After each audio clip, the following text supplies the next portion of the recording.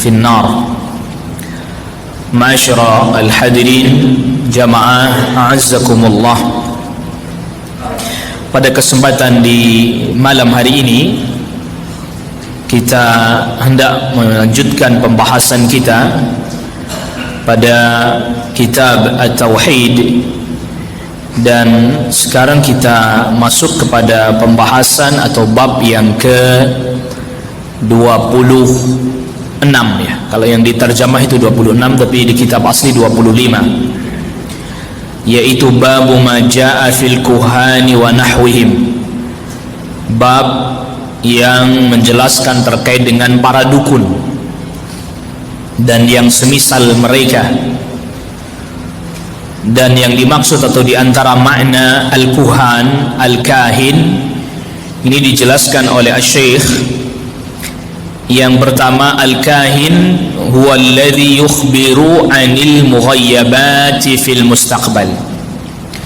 Kahin atau dukun ini adalah orang yang memberitahukan tentang hal-hal gaib pada masa yang akan datang. Wa qila, ada lagi yang mengatakan bahwa kahin adalah alladhi yukhbiru amma fi dhamir, yang memberitahukan tentang apa yang ada di dalam hati. Jadi ini ada beberapa makna ya, kasih tahu atau dia memberitahu tentang hal-hal gaib pada masa yang akan datang, atau memberitahukan sesuatu yang ada di dalam hati. Dan perlu sama-sama kita ketahui bahwa mengetahui hal gaib ini adalah merupakan kekhususan Allah Subhanahu wa ta'ala. Tidak ada makhluk di langit, di bumi yang mengetahui hal gaib. Tidak ada. Ya, kecuali para nabi, para rasul yang memang Allah wahyukan kepadanya. Dan hanya sebatas itu yang diketahui oleh para nabi dan para rasul, artinya yang Allah wahyukan saja. Yang tidak diwahyukan oleh Allah Subhanahu wa ta'ala, yang tidak diberitahukan oleh Allah Subhanahu wa ta'ala, ya para nabi, para rasul pun tidak tahu. Maka kalau kita dapati ada orang bisa kasih tahu hal gaib di masa yang akan datang, atau kemudian dia bisa mengetahui apa yang ada dalam hati orang dan seterusnya, kalau melihat definisinya Syekh ini, ya seperti itulah para dukun. Lalu nanti di dalam hadis ada arraf. Arraf, kalau kita biasa terjemahkan tukang ramal ya. Al-arraf alladhi yadda'i ma'rifatal umuri bimuqaddimatin yastadillu biha 'ala al-masruq wa makani ad-dallah wa nahwi dhalik. Yaitu orang yang mengaku tahu hal-hal dengan tanda-tanda yang biasa dia jadikan sebagai pijakan, bisa diketahui barang yang hilang, barang dicuri oleh siapa, tempatnya di mana. Ini namanya arraf. Fa'ala kulli hal, prakteknya, pada praktek di lapangannya, baik arraf atau kahin, ya dia juga, ya tukang ramal yang bisa memprediksi hal gaib, masa yang akan datang, ngaku-ngaku bisa tahu di mana barangnya itu hilang, diambil oleh siapa, tempatnya di mana. Sehingga intinya dia ini pertama mengaku bisa mengetahui hal-hal gaib. Dan ini jelas, tadi kita sudah jelaskan, ini bertentangan karena rumusnya, kaidahnya, tidak ada yang mengetahui hal gaib melainkan hanya Allah Subhanahu wa ta'ala. Maka datanglah sejumlah larangan dari Rasul sallallahu alaihi wasallam mendatangi orang-orang yang seperti ini. Yang pertama yang dibawakan dalam bab ini, hadis yang diriwayatkan oleh Al-Imam Muslim dari sebagian istri Nabi sallallahu alaihi wasallam. Nabi sallallahu alaihi wasallam sabdakan, "Man ata arrafan fasa'alahu an syai' fasaddaqahu lam tuqbal lahu salatun 40 yawma. Siapa orang yang mendatangi tukang ramal, lalu dia bertanya kepada tukang ramal tersebut tentang sesuatu. Nah, ini di sebagian riwayatnya atau di sebagian ini kata-kata fasaddaqahu ini tidak ada pada riwayatnya Imam Muslim, atau diperbincangkan oleh para ulama tentang redaksi fasaddaqahu. Siapa orang yang datang kepada dukun bertanya saja, tidak diterima darinya salat 40 hari. Lalu Nabi sallallahu alaihi wasallam sabdakan dari sahabat Abi Hurairah radhiyallahu anhu, diriwayatkan Abi Dawud, siapa orang yang mendatangi dukun, man ata kahinan, siapa orang yang mendatangi dukun, fasaddaqahu bima yaqul, dia membenarkan apa yang dikatakan oleh dukun tersebut, faqad kafara bima unzila ala Muhammadin, maka dia telah kufur terhadap apa yang diturunkan kepada Nabi Muhammad sallallahu alaihi wasallam. Ya, yang diturunkan kepada Nabi Muhammad apa? Apa yang diturunkan kepada Nabi sallallahu alaihi wasallam? Ya, wahyu Al-Qur'an. Dan dalam Al-Qur'an dijelaskan bahwa enggak ada yang tahu hal gaib melainkan hanya Allah Subhanahu wa taala. Lalu kita percaya dia, berarti selesai kita ingkar terhadap apa yang disebutkan dalam Al-Qur'an yang diturunkan kepada Nabi sallallahu alaihi wasallam.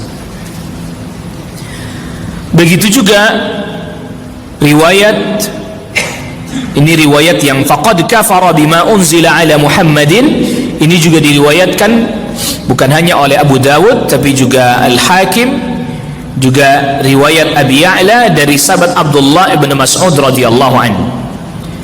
Lalu riwayat selanjutnya dari Imran bin Husain marfu', yaitu sampai kepada Nabi sallallahu alaihi wasallam, laisa minna, bukan termasuk kami, man tatayyara aw tutayyira lah, siapa orang yang beranggapan sial atau dia diberitahukan orang tentang informasi beranggapan sial lalu dia terpengaruh, aw takahana, atau dia memang ya pekerjaannya sebagai dukun, au tukuhinalah, atau dia jadi pasiennya dukun, au sahara, atau dia tukang sihirnya, au suhiralah, atau dia jadi pasiennya tukang sihir. Wa man ata kahinan, dan siapa orang yang mendatangi dukun, fasaddaqahu bima yaqul, lalu dia benarkan apa yang dia katakan, dukun katakan dia benarkan, faqad kafara bima unzila ala Muhammadin sallallahu alaihi wasallam, maka dia telah kufur terhadap apa yang diturunkan kepada Nabi Muhammad sallallahu alaihi wasallam. Nah, dukun-dukun ini tahu dari mana hal gaib? Dia cuma di antara dua keadaan. Imma dia dusta, bohong, ya. Yang kedua, wa imma dia mendapatkan informasi dari syaitan yang mencuri pendengaran dari langit. Tapi juga informasinya benernya 1, dustanya 1000. Dicampur aduk oleh syaitan itu, 1 yang benar, dustanya 1000, gitu ya. Jadi perlu kita ketahui ini.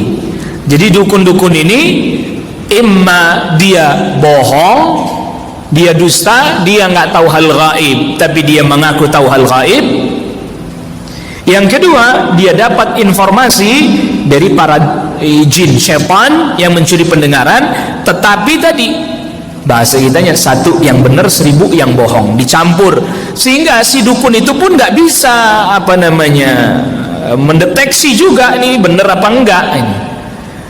Maka tatkala bertepatan dengan apa yang Allah kehendaki, biasanya itu yang kemudian sering diangkat. Wah, hebat, padahal melesetnya banyak, yang itu nggak pernah diekspos, tapi giliran benar 1 itu yang diangkat terus menerus. Maka Muawiyah bin Hakam As-Sulami pernah bertanya kepada Rasulullah SAW, ya Rasulullah, inna minna rijalan ya'tuna al-kuhan, ada di antara kami dulu pada masa jahiliyah orang-orang yang sering mendatangi para dukun. Kata Nabi sallallahu alaihi wasallam, fala ta'tihim, maka jangan kau datangi mereka, karena ini nanti akan membantu mereka untuk terus berbuat kesyirikan, berbuat kekufuran, termasuk juga ya sihir. Jadi dukun, meramal, sihir, ya seluruhnya itu masuk di dalamnya. Masuk di dalamnya semuanya itu, praktek-praktek itu semuanya. Makanya sebelum-sebelumnya sudah disebutkan bab tentang sihir, macam-macam sihir. Karena Pak, masuk semuanya di situ. Mereka bisa melemahkan keyakinan, menyebabkan orang jatuh kepada kekufuran, kesyirikan, dan seterusnya. Dan ini berbahaya. Ya, ini berbahaya karena tadi melemahkan keyakinan. Maka datang saja nggak boleh. Mengapa? Karena tadi kita seringkali mendengar informasi, berita sesuatu yang ternyata bertepatan dengan ketetapan dari Allah Rabbul Alamin. Wih, benar, hati jadi lemah. Wah, berarti dia hebat. Nah, itu muncul dalam hati. Makanya dijaga oleh syariat. Dan yang pertama kali dijaga oleh syariat adalah menjaga agama, menjaga akidah. Maka oleh karena itu perintahnya syariat jelas. Ada hajat, mohon kepada Allah. Ada hal-hal yang dibutuhkan, minta kepada Allah Rabbul Alamin. Nanti yang syaitan yang bekerja sama dengan para dukun ini syaitan akan minta sesuatu kepada dukun tersebut. Dan kita sudah jelaskan berulang-ulang, syaitan ini nggak butuh makanan. Nggak ada kan hadis menyebutkan kembang makanannya syaitan, makanan jin, nggak ada. Kemenyan makanannya jin, nggak ada. Nggak ada riwayat menyebutkan itu, tidak ada. Ini nggak ada. Jadi yang mereka butuhkan kita itu taat sama mereka. Nauzubillah. Nah, para dukun itu disuruh apa aja mau dia sama syaitan itu. Makanya dibantuin pun nggak seluruhnya. Bayangkan, nauzubillah. Perhatikan, para dukun itu memberikan seluruh apa yang ada pada dirinya, termasuk yang terbaik dari dirinya itu keyakinan, keimanan, kepada syaitan. Syaitan ngasih cuman sedikit ke dia, cuman dia nggak tahu aja. Iya. Makanya tadi mereka disuruh begini mau, disuruh begitu mau, bahkan sebagiannya naudzubillah buat maksiat, berbuat kesyirikan, lalu kemudian berzina. La ilaha illallah. Katanya biar tajam ilmunya. Alasannya kan begitu. Awal mulanya nih kalau kelihatan ini orang agak salih, ya, iya nggak disuruh maksiat dulu, enggak. Suruh ibadah tapi melampaui batas, gak ngikutin aturan, gak ngikutin syariat. Kamu puasa tiap hari, ya, jangan makan yang bernyawa, misalnya begitu. Ya iya, mungkin masih bernyawa mau dimakan, ya nggak bisa, ya. Ya gitu. Kamu wiridan sekian ribu, nggak ada tuntunannya, nggak ada tuntunannya. Nanti lama kelamaan dia sudah tenggelam dalam ibadah-ibadah yang tidak ada tuntunannya, itu dibikin malas. Kalau ibadah yang ada tuntunannya dibikin malas. Kamu kan sudah tinggi kedudukannya, puasanya aja udah nggak makan yang bernyawa, zikirnya aja udah ribuan orang mah biasa masih. Jadi ya kalau kamu mau udah nggak wajib sholat fardu, itu mulai itu Pak. Sedikit demi sedikit, ya, lama-lama wah kamu mau udah hebat, jadi ya nggak usah lagi ibadah, udah tinggi kedudukannya. Didatangkanlah kepadanya berbagai macam keanehan, dibantu oleh syaitan ini tadi dalam rangka untuk menyesatkan dia. Keanehan bisa begini, dan dianya sendiri juga jadi takjub kepada dirinya sendiri. Oh, ternyata saya memang udah tinggi nih makomnya, ya, udah tinggi levelnya. Oh, pantas ya. Terus begitu. Maka betullah kata para sahabat, termasuk riwayat dari sahabat Abdullah ibn Abbas radhiyallahu anhuma, iyyakum wal kahanah, jauhilah oleh kalian perdukunan. Fa innal kahanata tad'u ila syirk, karena perdukunan ini menghantarkan kepada kesyirikan. Jadi dia taat sama itu syaitan, sedikit demi sedikit bergeser. Lama kelamaan ini orang yang tadi melakukan tadi, awal mulanya pasti tidak mungkin kalau syaitan lihat ini orang memang ahli ta'ah, nggak mungkin langsung disuruh maksiat sama dia. Dikit, jauh, geser. sehingga ditambahkan keanehan, tapi dengan syarat dia makin mau mengikuti itu, syaitan ditambahkan keanehan-keanehannya dan seterusnya dan seterusnya. Maka kata Imam Ibnu Qayyim, manusia itu cuma ada dua, pengikutnya para rasul dan pengikutnya para dukun. Tidak akan mungkin berkumpul pada diri seorang pengikut rasul dan juga dia pengikut dukun, nggak mungkin. Kalau dia pengikut rasul, dia akan mengingkari para dukun. Kalau dia pengikutnya para dukun, pasti dia mengingkari para rasul. Tadi faqad kafara bima unzila ala Muhammadin sallallahu alaihi wasallam. Mereka telah kufur. Dia orang yang membenarkan para dukun itu, pengikutnya para dukun, mesti dia kufur kepada para rasul dan apa yang dibawa oleh mereka, salawatullah wassalamu alaihim ajmain. Maka siapa orang, jadi obatnya gimana? Obatnya tawakal. Dia upaya dengan cara yang dibolehkan, yang halal, dan bertawakal kepada Allah Subhanahu wa taala. Makanya Nabi sallallahu alaihi wasallam mensifati para dukun, laisu bisyai, mereka nggak bisa apa-apa. Rahul Bukhari. Laisu bisyai, mereka nggak bisa ngapa-ngapain. Kaidah rumus bahwa segala yang memegang kekuasaan hanya Allah Subhanahu wa taala. Makhluk nggak punya kuasa apa-apa. Maka yang dia jadikan sandaran adalah informasi-informasi yang datang dari syaitan tadi. Makanya sampai dia, naudzubillah, sebagiannya membunuh, apa istilahnya kita, tumbal atau apalah istilahnya itu ya, wadal. Nggak ada itu. Itu tipu dayanya syaitan agar supaya orang membunuh atas nama itu, minta tumbal, minta persembahan dan seterusnya. Nauzubillah, nasallallahu alaihi wasallam.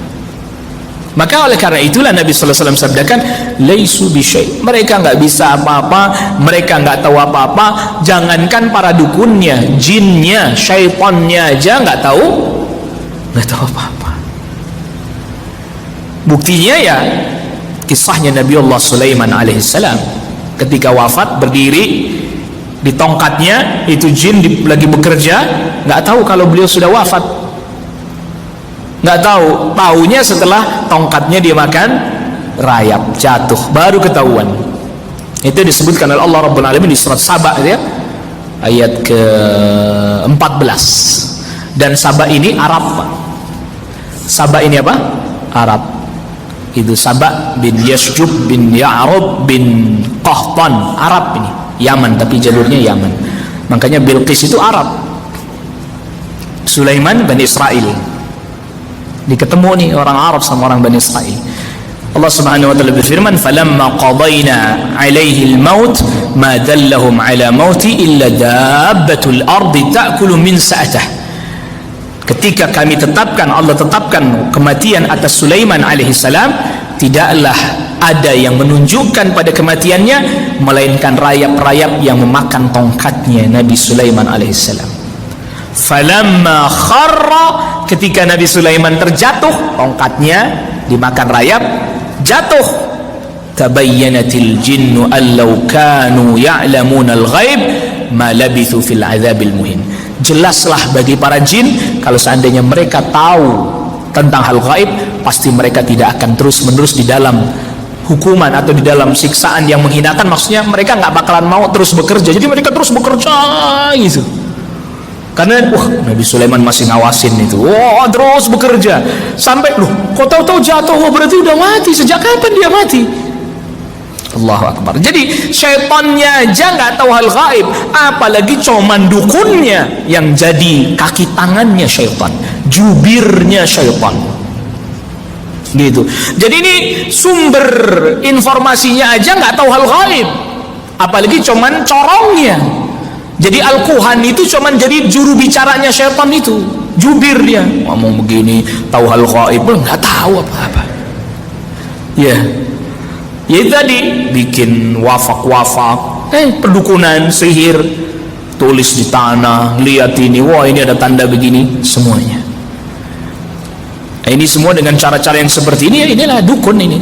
Ya termasuk sihir juga, dia menggabungkan. Biasanya udah jadi satu paket itu, perdukunan dan sihir itu jadi satu paket. Dan nggak ada dukun putih, nggak ada. dukun beranak ada ya, itu tidak apa-apa. Kalau yang itu lain lagi ya, lain. Dukun pijat pun hati-hati ya, itu ada sebagiannya dukun pijat pun pakai ilmu-ilmu sihir-sihir begitu juga ada. Makanya pantangannya begini ya, pantangannya begitu ya, yang kadang nggak masuk akal. Hati-hati itu juga, dia urut tapi nanti ngajarin yang aneh-aneh. Allah musta'an, nasallallahu alaihi afiyah. Hati-hati ya. Dan nanti la'allahu setelah bab ini pembahasan tentang mengobati sihir dengan sihir lagi ya, ingin lepas dari pengaruh buruk dukun tapi datangnya ke dukun yang lain. Allah musta'an. Jadi saya tidak lama ada notifikasi lewat, saya lihat video dukun itu, ada perempuan, kamu saya buka yang mata batinnya. Wih, hebat. Allah musta'an. Ya baca bismillahirrahmanirrahim, baca surat al-fatihah,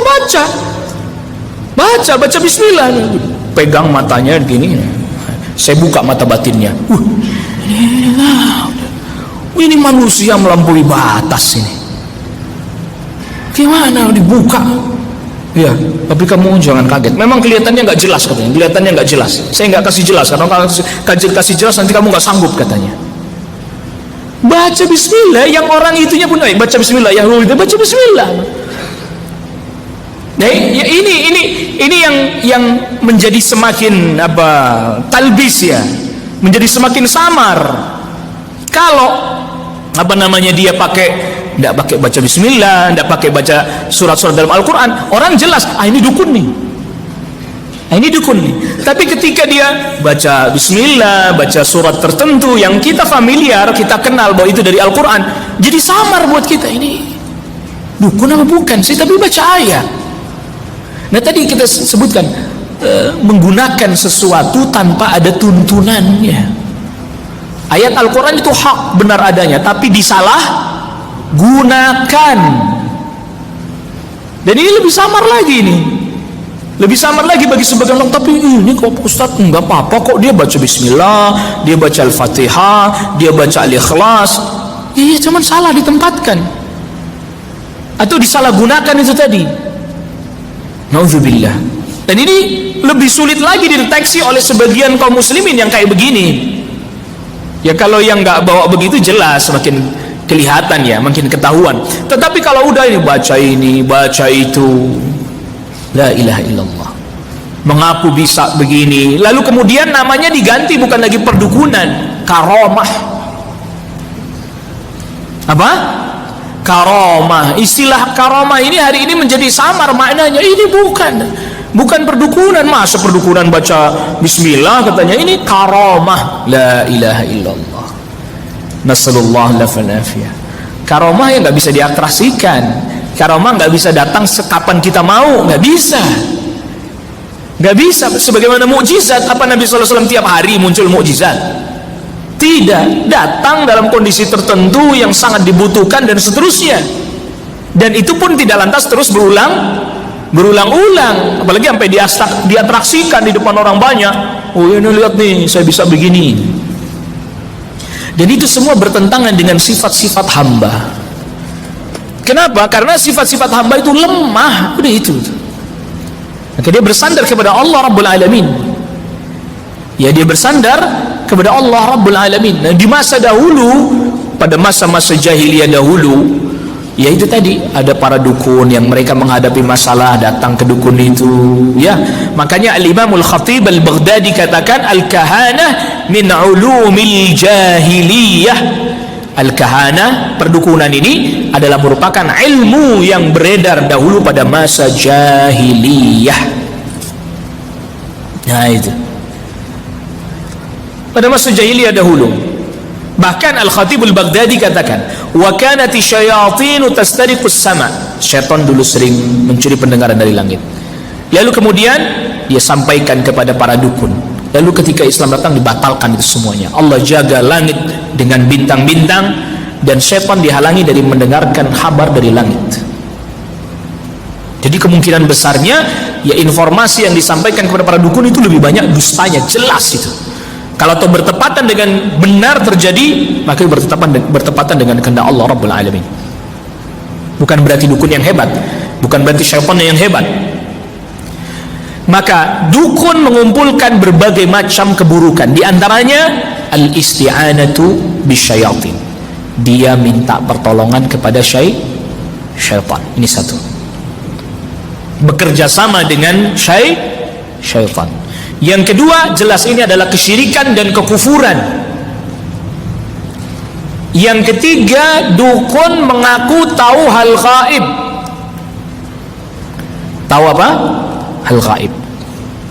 Yang ketiga, berhukum dengan selain yang Allah turunkan. Kok bisa ya? Nanti dukun itu dia akan gimana? Oh, nggak apa-apa, itu boleh. Karena dahulunya para dukun itu jadi penasihat-penasihat para raja juga. Fir'aun, ya kan? Gitu. Saya mimpi begini nih. Nanti akan ada anak dari kalangan Bani Israel yang meruntuhkan kerajaanmu. Jadi gimana? Bunuh semua anak laki-laki yang lahir dari kalangan Bani Israel. Itu nasihat para dukun. Fir'aun nurut, ya benar juga sih, benar. Akhirnya dia mengambil keputusan hukum yang jelas, nggak ada tuntunan dari Allah Rabbul Alamin. Yang ada dari dukun itu, suruh begini, suruh begitu, kerjakan ini, kerjakan itu, laksanakan ini, laksanakan itu. Yang kelima, aklu amwalin nas bil batil, memakan harta manusia dengan cara yang batil. Kan dia minta uang, memang dia nggak minta uang. Hulwanul kuhan namanya. Tadi maharnya para dukun. Nah itu, datang, gimana nih Pak, belum berhasil, maharnya kurang katanya kan, tambahin dong.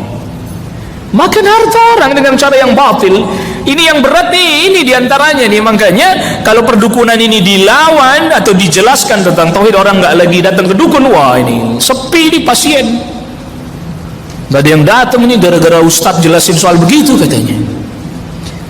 Itu, naudzubillah lah. Makanya sekarang para dukun berganti jubah, pakai jubahnya para ustadz gantian sekarang. Dukunnya pakai baju ustadz. Enggak, ini dukun putih ini katanya. Ganti pakaiannya. Kenapa? Kedeteksi nanti, kedeteksi. La ilaha illallah. Nasallallahu alaihi afiyah.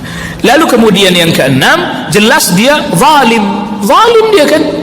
Zalim termasuk ya nauzubillah membahayakan manusia yang lain lewat sihir, santet dan seterusnya. Nasallallahu alaihi afiyah. Lalu kemudian yang ketujuh, ini para dukun, at-ta'awun 'alal itsmi wal 'udwan, saling tolong menolong dalam hal dosa dan permusuhan. Jelas ya, kalau menolong dalam hal permusuhan. Ya makanya kalau ada orang kena santet datangnya ke dukun lagi, nanti dukunnya bikin supaya dia bermusuhan. Ini yang bikin orang deket nih katanya. Padahal dia nggak tahu itu.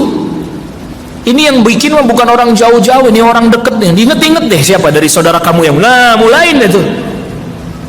Tetangga kamu siapa nih yang begini? Persaingan bisnis di pasar siapa nih yang kayak begini? Ta'awun 'alal itsmi wal 'udwan. Dan di antara spesialisasinya para dukun adalah bohong. Nah, ini ke-8. Jadi dukun itu harus pinter bohong. Kalau enggak, yang enggak meyakinkan ntar.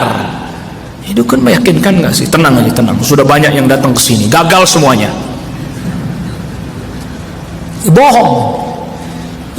Berhasil pokoknya. Udah banyak yang datang sini berhasil kan. La ilaha illallah. Nasallallahu alaihi wasallam. Jadi ini apa? Oleh para ulama sebutkan wa hadhi khasiyatul kuhan, spesialisasinya para dukun. Apa itu? Bohong. Nasallallahu alaihi wasallam. Lalu kemudian yang kesembilan adalah meniru-niru atau berpura-pura meniru kekhususan Allah. Kok begitu? Iya, ngaku tahu hal gaib, bisa memecahkan semua masalah. Masalah semua, memecahkan semua masalah rumah tangga, bisnis, perjodohan. Kan iklannya begitu kan? La ilaha illallah. Yang itu semuanya nggak ada yang bisa menyelesaikan hal itu melainkan hanya siapa? Allah Rabbul Alamin. Dia itu tadi seakan-akan meniru-niru Allah Rabbul Alamin. Ya seakan-akan meniru-niru Allah Rabbul Alamin.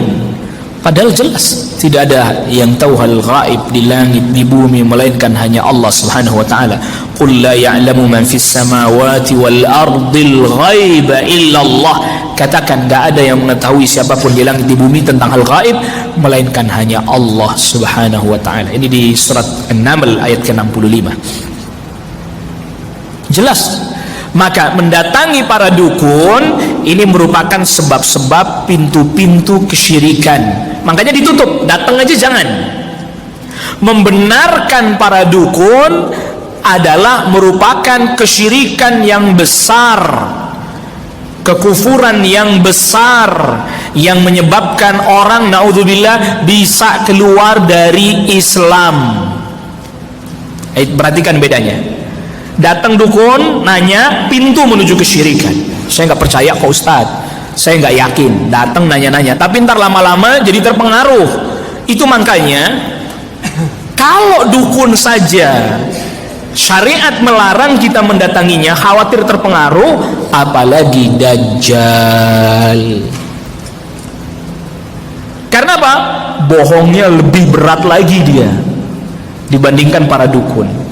Makanya Rasulullah sallallahu alaihi wasallam sabda dalam hadis yang diantara diriwayatkan Abu Dawud, "Idza sami'a ahadukum bid-dajjal falyan'an." Apabila ada salah seorang di antara kalian mendengar Dajjal sudah keluar, menjauh. Menjauh. Kenapa? Bahaya, nanti kita itu tadi bisa berbahaya. Makanya jangan pernah kita merasa imanku kuat. Udah menyingkir, menjauh dari para dukun dan seterusnya. Ya kecuali tadi memang ada pengecualian-pengecualian, orang yang memang betul-betul berilmu, mengerti dan seterusnya, lalu kemudian dia ingin membongkar kedustaannya, bisa. Itu orang-orang tertentu yang punya kemampuan aja. Dan jangan kita coba-coba buat diri kita sendiri, jangan, menyingkir lebih aman. Menyelamatkan agama kita sendiri itu lebih diprioritaskan. Jangan sampai kemudian kita lantas merasa aman, merasa tentram, akhirnya kemudian kita masuk, malah kita nanti yang terjerumus. Ingat, tipu daya syaitan begitu sangat lembut dan halusnya, sehingga kadang kita nggak kerasa, kita nggak sadar. Nggak usah kita menghadapi dukun, yang kadang kita dengar berita informasi aja udah langsung goncang. Itu si fulan itu ini loh berhasil, itu aja udah bikin goncang itu. Apalagi kemudian kita datang, naudzubillah. Rasulullah SAW. Maka syariat kasih preventif, jangan datang, datang aja jangan, nanya-nanya jangan. Walaupun anda nggak yakin jangan. Ya kalau nggak yakin ngapain nanya-nanya? Gitu kan? Jangan. Karena ini pintu menuju kepada kesyirikan, kekufuran. Kok membenarkan? Naudzubillah. Syirik besar, kufur besar, bisa mengeluarkan orang dari agama Islam. Ini nggak main-main ini. Artinya begini, ini yang seringkali nggak begitu difahami. Itu orang rajin sholat, itu orang rajin puasa, itu orang pokoknya ibadahnya taat, tapi membenarkan dukun, habis semua nanti amalnya itu, sia-sia. Dan hakikatnya dia keluar dari agama, sedangkan dia tidak sadar. Waliyadzubillah. Tapi kalau dia tinggal di kampung atau di negeri yang dakwah tauhid menyebar, lalu dia beralasan nggak tahu, wallahu alam, nggak bisa diterima. Iya, ini kalau dikasih tahu nggak boleh dukun itu, wah nggak apa-apa ini kan, nah, udah ini bahaya, ini orang bahaya, dia keluar dari agama, dia keluar dari millatul Islam. Makanya perdukunan, sihir apabila masih banyak di satu negeri, di satu kaum, ini pertanda bahwa dakwah tauhid masih harus terus dan jangan berhenti. Orang sudah nggak ada aja masih terus, karena satu saat makan bisa tumbuh lagi, muncul lagi. Nah itu. Iya, ini kita bukannya tidak membahas masalah-masalah yang lain, bukan. Ini orang sibuk masalah ini itu RUU bla bla bla, perdukunan loh di mana-mana. Ingat, bukan berarti kita nggak peduli terhadap kemungkaran, bukan, lain-lain, jangan salah paham. Ada yang prioritas, karena akar dari segala kemaksiatan, kemungkaran adalah kesyirikan, kekufuran dengan berbagai macam cabang-cabang dan anak turunannya. Gitu ya. Ini bukan berarti tidak peduli terhadap kemungkaran, enggak. Itu kesyirikan, kekufuran, itulah yang menjadi akarnya. Di mana-mana ini, di mana-mana. Ntar orang akhirnya cari solusinya apa lagi? Ya itu tadi, jatuh lagi ke perdukunan lagi. Bahkan sampai naudzubillah di sebagian negeri itu, sebagian wilayah di negeri kita, ini masih banyak kampung-kampung yang memang perdukunannya kuat, luar biasa. Sihir, perdukunan, santet itu jadi makanan sehari-hari. La ilaha illallah. Nasallallahu alaihi. Merusak keyakinan, merusak harta, merusak jiwa, wah, macam-macam itu. Macam-macam. Bayangkan kezaliman luar biasa. Nasallallahu alaihi. Lihat. Ya lihat ini, perhatikan nih. Jadi bukan berarti kita tidak peduli, tapi ini yang paling penting. Ya, termasuk ya tadi bikin raja-raja, jimat-jimat, wafak-wafak. Itu kan termasuk bagian dari praktek perdukunan dan sihir kan? Gitu. Cuman kalau udah tulisannya Arab-Arab, itu tadi, itu katanya dukun putih itu. Sihir putih dan macam-macam istilah yang dipakai. Nasallallahu alaihi afiyah. Maka di dalam bab ini ada beberapa poin faedah. Yang pertama, annahu la yajtami'u tasdiqul kahin ma'al imani bil Quran.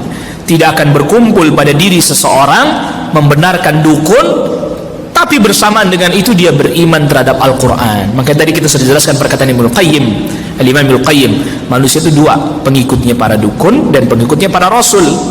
Jadi nggak akan berkumpul dalam satu orang yang ngikutin Rasul, ya iman kepada Al-Quran, tapi juga membenarkan perdukunan. Nggak mungkin. Dan bahkan dalam hadis disebutkan jelas-jelas bahwa itu adalah kekufuran. Ya, faqad kafara bima unzila ala Muhammadin. Maka dia telah kufur terhadap apa yang Allah turunkan kepada Nabi Muhammad SAW. Itu kekufuran, itu kufur akbar, mukhrij anil millah. Bisa mengeluarkan seseorang dari keislamannya. Lalu kemudian dalam bab ini juga menjelaskan tentang orang yang menjadi pasiennya para dukun, yang melakukan praktek perdukunan jelas, Nabi berlepas diri darinya, laisa minna. Begitu juga yang jadi pasiennya. Ya. Jadi man takahana itu yang melakukan prakteknya, wa man tukuhinalah yang jadi pasiennya. Nah, apalagi jadi muridnya, naudzubillah. Ya, apalagi jadi muridnya para dukun. Nabi SAW berlepas diri. Lepas diri. Cuman itu tadi ya, syaitan bikin samar-samar sehingga kemudian jadi kita bingung. Begitu juga man tutuyiralah. Siapa orang yang diberitahukan kepadanya tentang tadi anggapan sial, anggapan hoki. Kan yang ngasih tahu itu biasanya juga siapa? Para dukun juga kan? Para dukun juga ada datang, wah ini hari sial Anda ini. Tuh kan yang ngasih tahu siapa? Dukun juga. Hari hoki Anda ini, kalau mau Anda harinya hoki ya pakai begini. Pasang di rumah, depan rumah ini lonceng. Pasang di toko patung kucing yang begini aja. Loh, itu ada bagi mereka yang itu apa? Tak ada maknanya itu. Kaum muslimin doa mohon kepada Allah. Siramin. Ya buktinya apa? Ada di antara kita coba lihat praktek itu, nggak tahu juga dari mana ilmunya. Asal pembeli pertama pagi-pagi duitnya dikepret-kepretin gini. Laris. Dari mana ini? Dari mana ilmunya? Coba lihat dari mana ilmunya? Duitnya gini-gini.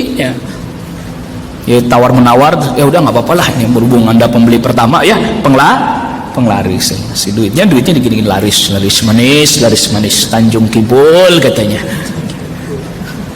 Tahu ini dari mana ini ilmunya itu, mantranya juga dari mana itu?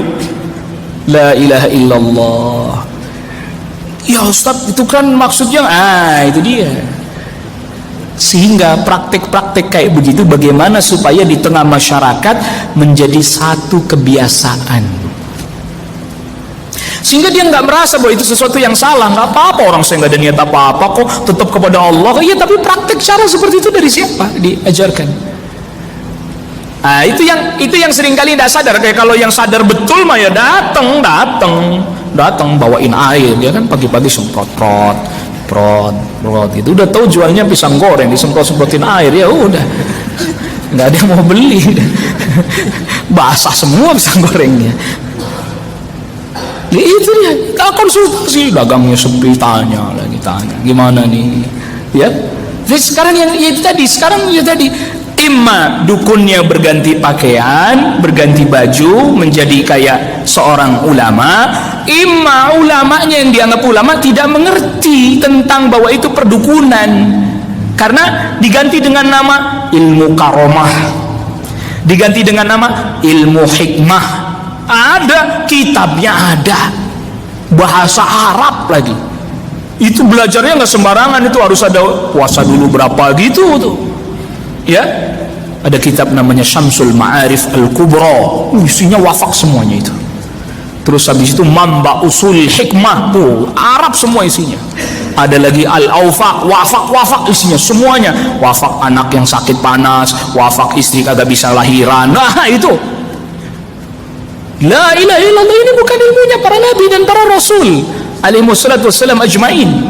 Itu makanya ada sampai bahkan sebagian para ulama di Indonesia sudah jelas-jelas fatwakan bahwa kitab itu adalah kitab sihir, jangan dipelajari. Ada kitabnya bahasa Arab, baca bahasa Arabnya sudah susah ya. Itu kitab sihir, jangan dipelajari. Dipelajari tadi oleh sebagian kaum muslimin nyantri. Nah ini nyantri, tapi senangnya belajar kitab yang itu. Suruh belajar bahasa Arab, naus Arab, saya pusing. Itu ya. Dan uniknya mereka yang rajin mempelajari itu belajar ilmu syar'i susah masuk. Kita dengar azan dulu. Wassallallahu ala nabiyina Muhammadin wa alihi wasallam tasliman katsiran. Alhamdulillah wassalatu wassalamu ala Rasulillah Muhammad bin Abdullah wa ala alihi wasallam wa ala amma ba'd. Kita lanjutkan dulu, ini masih ada beberapa faedah. Itu yang kelima, menyebutkan tentang orang yang menjadi pasiennya tukang sihir. Ini juga tetap Nabi sallallahu alaihi wasallam berlepas diri darinya. Ya, jadi pasiennya dukun, jadi pasiennya tukang sihir, Nabi sallallahu alaihi wasallam berlepas diri darinya. Termasuk juga di dalamnya larangan mempelajari abajad. Abajad ini satu rumus untuk menghitung-hitung. Alif, misalnya alif nilainya sekian, ba nilainya sekian, jim nilainya sekian, dal nilainya sekian. Itu abajadun haqayakun lamanun. Saya sudah lupa itu. Bukan berarti pernah belajar, tapi pernah dengar ada itu orang pelajari kayak gitu. Terus masing-masing ada angkanya, nanti dihitung nama orang siapa, si fulan. Lalu misalnya namanya misalnya contohnya Umar, ain itu berapa, mim itu berapa, ro itu berapa, dijumlahkan sekian. Maka kitab primbon itu kitab sihir dan kitab perdukunan. Primbon itu kitab sihir dan perdukunan, tidak boleh kita membacanya, mempelajarinya. Jelas. Lalu kemudian selanjutnya faedah yang ketujuh adalah bedanya antara dukun dan tukang ramal. Sama-sama mengaku hal gaib, tapi Asy-Syaikh berusaha membedakan bahwa caranya aja beda dan objek yang dia dia cari beda. Kalau dukun seperti yang tadi disebutkan Syekh adalah dia hal-hal gaib pada masa yang datang. Kalau para arraf dahulunya yaitu tadi cari barang hilang di mana dan seterusnya. Tapi sekarang ya sama aja, jadi satu mereka itu. Nah, ini ada beberapa pertanyaan. Pertama tadi masuk bolehkah meruqyah tempat usaha? Tempat usaha misalnya kayak toko dan semisalnya, ya Anda ibadah di tempat itu, baca Al-Quran, baca suratul Baqarah, mohon perlindungan kepada Allah dan seterusnya. Nanti Allah Subhanahu wa taala akan tunjukkan kalau memang ada hal-hal yang memang ganjil lagi janggal, Allah akan tunjukkan, Allah akan berikan pertolongan yang kemudian bisa terlepas dari hal itu. Tapi kalau secara khusus namanya ruqyah toko, wallahu alam, saya belum ketahui fatwa ulama tentang hal itu. Tapi gunakan untuk ibadah di toko tersebut, baca Al-Quran sambil Anda tunggu toko, ya dagangannya baca Al-Quran, beribadah kepada Allah, mendekatkan diri kepada Allah, mohon perlindungan dari segala keburukan. Jadi kalau khusus ruqyah toko, ini wallahu alam saya belum dapat itu. Tapi tadi terus bacakan di dalamnya Al-Quran, jadi sambil jagain tokonya beribadah kepada Allah Rabbul Alamin. Apabila ada orang yang memiliki kelebihan indera keenam, bukan dari dukun atau sihir, melainkan sudah ada dari kecil, bisa mengetahui hal-hal yang mungkin orang lain tidak ketahui, ini sama aja terpengaruh syaitan ini. Memang bisa jadi nggak dari dukun tukang sihir, tapi bisa jadi orang tuanya dulu, kakeknya dulu, ada yang begitu. Begitu. Nah kadang begitu, dia nggak tahu ternyata. Bentar kalau ditanya nih digali, ada nggak dulu bapaknya yang begitu, kakeknya yang begitu, pamannya tuh? Oh iya pernah ada. Ya iya ini. Iya. Jadi jinnya itu tidak mau kalau misalnya bahasanya manusia atau bahasanya kita ini tidak mau kalau yang sesat cuman kakeknya, cucunya kalau perlu sesat semuanya. Dan kita udah jelaskan bahwa permusuhan, ingat iblis ketika dia dendam, yang digoda cuman Adam apa semua keturunannya? Semua keturunannya. Bahasanya sih orang kita nih, masalahnya sama bapaknya, anak cucunya ke bawah tuh iblis tuh. Kan mestinya kalau dia bermasalah sama Adam aja dong. Itu pun Nabi Adam gak ada masalah apa-apa sama dia, gak ganggu apa-apa. Dia merasa ada Adam nih, gara-gara Adam saya diusir nih. Ya, sampai minta kepada Allah, saya godain semua keturunannya tuh. Dendamnya dia bukan cuma sama bapaknya, bukan sama kakeknya manusia, seluruh anak keturunannya. Begitu juga ini. Nauzubillah. Nasallallahu alaihi wasallam. Jadi nggak diruqyah. Jadi nggak ada indra keenam, indigo, semuanya itu gangguan setan itu. Karena wajarnya manusia nggak tahu hal-hal begitu. Nggak ada. Jangan malah justru kelebihan. Ini bukan kelebihan, ini bahaya. Madarat malah itu. Ya coba lihat anak yang kayak begitu, mesti nyendiri aja. Dia nggak mau sama teman-temannya. Kenapa? Karena dia seakan-akan melihat sesuatu yang tidak dilihat orang lain. Ini menyendiri aja, tertutup. Kasihan itu. Kasihan mestinya dia nggak tahu. Punya seperti anak-anak lain lari-lari, ya kan? Dia sendirian. Ya. Kenapa nak? Takut aku ada lihat itu tuh. Kasihan. Apa hukumnya jika kita nonton acara TV yang bertemakan tentang hipnotis, ramalan masa depan? Ya sama aja kayak datengin dukun udah. Jangan ditonton udah. Udah acara kayak gini malah. Memang saya udah lama itu. TV itu rating, Tuhannya rating bang. Tuhannya TV itu rating. Dia tinggi. Pokoknya apapun yang dia suguhin, kok penontonnya banyak, tayang terus dia. Antum juga sih nonton. Ikut kontribusi juga kan berarti kan? Sama hukumnya dengan mendatangi. Jangan dilihat. Jangan ditonton. Jangan. Ya berbeda kalau memang orang yang memang dia dasar-dasar pondasi ilmu tauhidnya kuat, dia bisa deteksi, oh ini syubhatnya di sini, oh ini rancunya di sini, lalu dia jelaskan kepada umat. Itu lain kalau yang begitu. Dijelaskan, jangan ini tayangan ini rancunya di sini, bahaya. Ya memang jelas sudah bahaya itu. Bahaya. Jadi seakan-akan ada orang yang punya kekuatan hebat gitu. Enggak ada orang punya kekuatan hebat, enggak ada. Sakit gigi aja selesai udah urusannya. Lu ayo kita buktikan. Orang hebat kayak apa? Allah beri sakit gigi, selesai udah urusannya. Ngejoprak dia, nggak bisa ngapa-ngapain. Gitu. Ini perlu diingat. Ustaz, bagaimana orang yang menganggap bisa bicara dengan ruh orang yang sudah mati, bahkan Rasul sekalipun bisa diajak dialog olehnya? Oh bohong, imam. Astagfirullah. Ya Allah ya Rabbi, ini menarik. Sampai begini pernah. Ini kisah luar biasa nih. Syekh Al-Albani rahimahullahu taala pernah sampai diberitahukan ada orang yang bisa berdialog bukan sama Rasul, sama Imam Bukhari.